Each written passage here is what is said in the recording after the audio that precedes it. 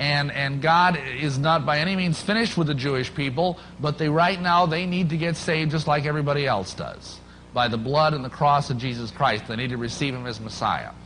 Now, on the other hand, here's the mother pillar. What ecclesiastical institution calls itself the mother? Holy Mother of the Church, the Roman Catholic Church. Isn't that right?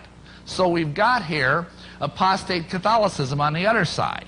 Now, you've got a female and a male, and they come together in the center. The pillar of equilibrium is obviously the balancing factor. And this balancing factor is the fact that these two other pillars bring together an androgynous figure, a figure that is both male and female. And what that is basically witchcraft and or Freemasonry. Because both witchcraft and Freemasonry have a bipolar god. They have a god that is male and female. That's why, for example, the Masons have the square and compass. It represents the god and the goddess, the male and female reproductive plumbing. If you want to see this broken down in a more complex way, that's pretty complex. This is just since the 1800s. As you can see, Satan has been a busy little boy in the last few years. And he's gotten a lot of stuff, but you'll notice the main trunk of the tree is still Babylonian witchcraft, which is really the same thing as Masonry. And if you don't, I don't have time to document that in great detail, but if you go and look in my book, Masonry Beyond the Light, I go into that in a lot of depth. So this is what has happened down through the years, right up to the present day. And I was involved in about 3/4 of these little arrows that you see, and I can tell you quite categorically, it is all part of the same tree. Now, I don't expect to have the time to go into all of this, so I'm going to break this down and make it simpler for you. And we're going to talk about the path of Masonry's royal secret down through the centuries. Now, some of you may recall that on that certificate I had from the Scottish Rite, I had this wonderful title, Sublime Prince of the Royal Secret. And what does that mean? Well, the funny thing is, if you go up to a Mason and you ask a given Mason who's a 32nd degree Mason, what's the royal secret? You know what they're going to say? I don't know. I even asked them this. I was myself a 32nd degree Mason, and they knew it. So it wasn't like they were trying to keep something from someone who wasn't worthy of this honor to know this. And I said, what's the royal secret? And they'd say, I don't have a clue. I don't know. Well, tonight, you're going to find out. You're going to learn something that only 1 in 100 Masons knows anything about. And it's a horrible secret. It's a disgusting secret. There's nothing royal about it. But it's why it is kept so carefully guarded within the Masonic hierarchy. Let's look at this. We've talked about some of this already, and so I'm just going to kind of skip over it. We got the Babylonian and Egyptian mystery cults. That's where it all began with Nimrod. Then we have the Kabbalistic religions. I talked about that, the Kabbalah. Then we have the Gnostics. The Gnostics are basically people who believe that you are saved by secret knowledge, to put it simply. Gnosticism, it comes from the Greek word gnosis, which means knowledge, like diagnosis or prognosis.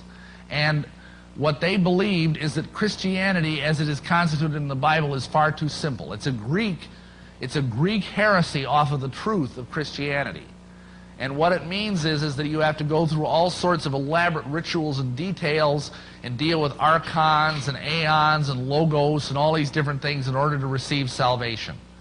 Modern day Gnostics would be examples, for example, the Mormons, the Masons, a lot of New Agers. All these people believe they're saved by acquiring some sort of arcane, hidden wisdom. Okay, then we've got pre-Islamic sorcery and alchemy. I don't really have time to talk about that, but that in turn birthed what is called the assassin cult.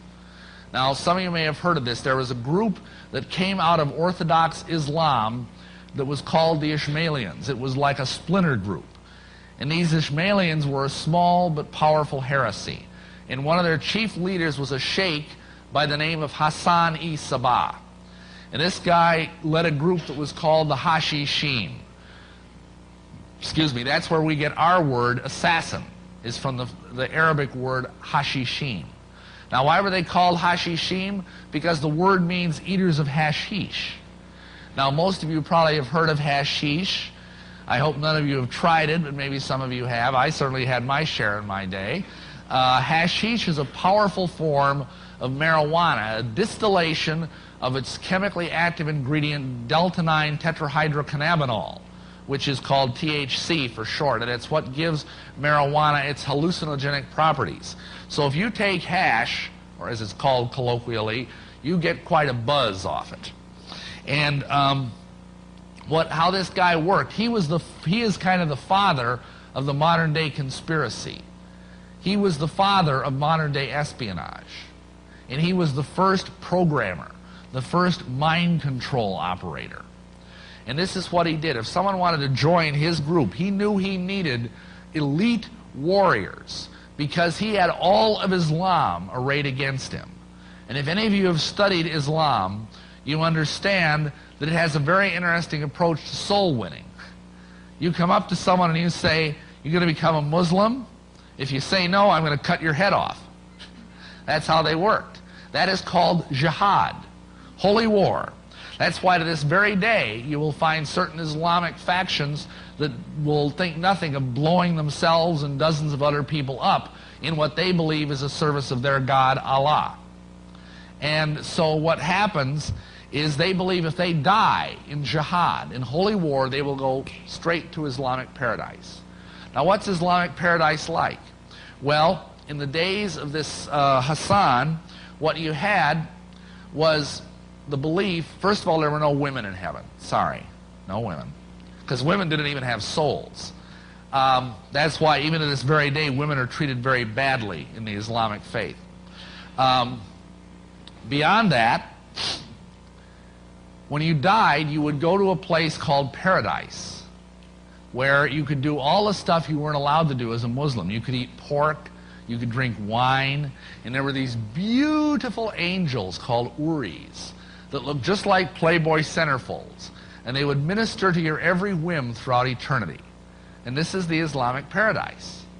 Now, what Hassan would do with one of these recruits, because he needed someone who was just a fanatic, and what he would do is he would bring this person in and feed them a sumptuous meal.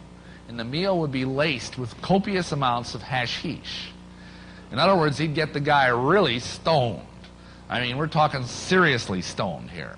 And then he would take him into a secret garden in the heart of his castle, and there would be beautiful women, all the pork he could eat, all the wine he could drink, and for 3 or 4 hours the guy would just really enjoy himself.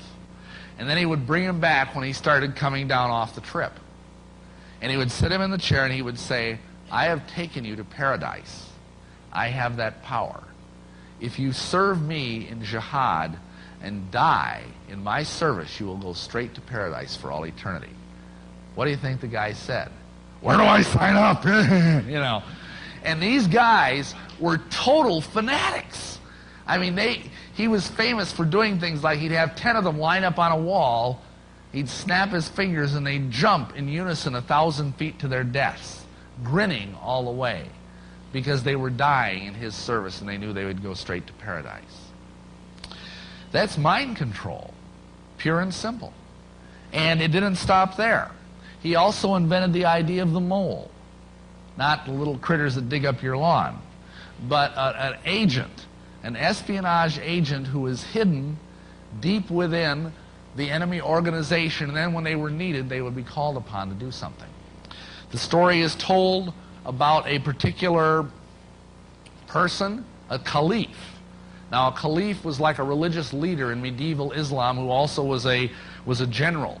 And this caliph came up against and tried to attack Hassan's castle. And Hassan sent him a message. And the message said, "If you come any closer to me, you will die." And he laughed. The caliph just laughed. He says, "I am surrounded by 150 retainers and bodyguards. Some of them have been with me for 15 or 20 years. Most of them are my own relatives. I am invincible. You can't touch me." The next morning he woke up and there were 9 assassin daggers buried around his pillow on his head. Needless to say, he retreated. When Hassan-i-Sabah died, his last word, he never was caught. He never was captured by the Orthodox Muslims. And on his deathbed, his last words were, "Nothing is true, everything is permissible." And those have become some of the bywords of the Illuminati that he had such a profound influence on. Okay, moving along. What happened next is the royal secret of Masonry passed from the Assassins to the Templars. Now, the Knights Templar were warrior knights. They were Catholics that took part in the Crusades that you've probably all heard about. They went over to the Holy Land to try and capture the Holy Land back from the Saracens. Now, the Saracens were a kind of Muslims. During this conflict, which lasted over a century, they began to interface with the Assassins. They began to share each other's secrets. And so when they lost the Crusades, the Templars went back to Europe, immensely wealthy, immensely powerful, and full of occult knowledge. Now, you got to understand something about the Templars. They got very wealthy because they basically provided protection for the pilgrims as they journeyed from Europe to visit the sacred places in the Holy Land. And they got very, very wealthy. Plus, there are legends that say that they found Solomon's treasure buried in the ruins of Solomon's temple in Jerusalem, and that they were fabulously wealthy. They got so powerful. And interestingly enough, they became the first international banksters. Everybody tries to blame the Jews for that one, but actually the first international banksters were in fact the Templars. And they got so powerful and so wealthy, they threatened the Vatican, which was not a wise thing to do. So the Pope got together with the King of France, and they conspired to bring down the Templars. In 1307, on October 13th, Friday, they sent out warrants and captured every Knight Templar that they could find, including the Grand Master, whose name was Jacques de Molay. Now, Jacques de Molay was a pretty sinister fellow, and some of you may have heard of the Masonic order, the de Molays. It's named after Jacques de Molay, believe it or not. And this fellow was a pedophile. He enjoyed having sex with young boys. He was also an idolater. He worshipped an idol named Baphomet, and he was a practitioner of black magic. And this is the guy that the Masons idolize as a hero for their young boys. What I tell people is to name a young boys order after after Jacques de Molay is like having a Ted Bundy home for battered women. It's sort of a brutal irony, don't you think? So anyway, when de Molay, this wonderful spiritual giant, died, burned at the stake, and I don't advocate that, please. I mean, I think it was a horrible thing that they did to the Templars. He didn't die the death of a martyr.